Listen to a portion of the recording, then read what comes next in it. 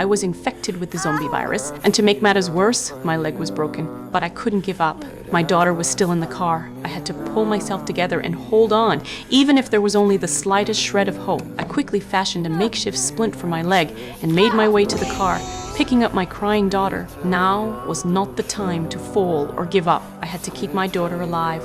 And so, limping heavily, I slowly dragged myself forward, letting the dog guide me to find other survivors. But my leg injury was ultimately too severe, and I collapsed. I struggled to get up again, but as I looked at the endless road ahead, the scattered shell casings overhead, and thought about my infected body, I wanted to cry, but there was no time left.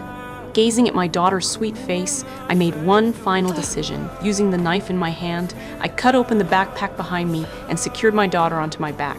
Then, I took out a rope from the pack, tied one end around my waist, and called the dog over, fastening the other end to it. Promise me you'll find someone, please.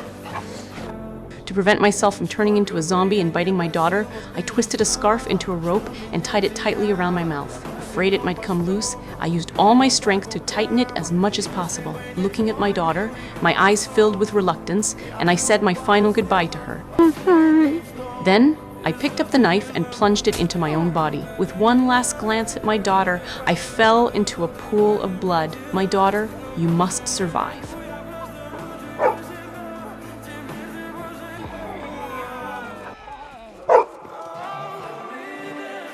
When I appeared again, I had already become one of the Walking Dead. A friend ended my suffering. My daughter, Mom loves you.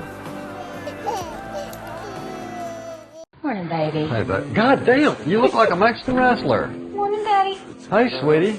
My wife and daughter gave me quite a surprise early in the morning. I was wondering if they were planning a spa day or something, but my wife told me she was preparing a welcome ceremony for my father's visit. Just thinking about her previous attempts at cooking dinner made me nervous. She explained she wanted to host a themed party and went out to ask my dad for his input. Yeah, honey. If you were on death row and today was the day of your execution, what would your last meal be? My dad was taken aback by her question. It was the first time anyone had asked him like that. My wife told him that when people ask what you like to eat, you usually give vague answers like, I like this, or I like that, without being specific. But when she framed it as, what would you want for your last meal? People suddenly become very decisive. Best food I ever had in my life was at the marina in Sabine Pass. So seafood. My dad immediately listed a variety of seafood, which made my wife happy. She appreciates that kind of directness. Later, I warned my dad to be careful at meals here because my wife could have an outburst at any moment. After wrapping things up, I talked to my son about a major issue with his contract. He might end up getting nothing. He didn't believe it at first, but sure enough, when my legal team negotiated, they were outmaneuvered. It left me frustrated. We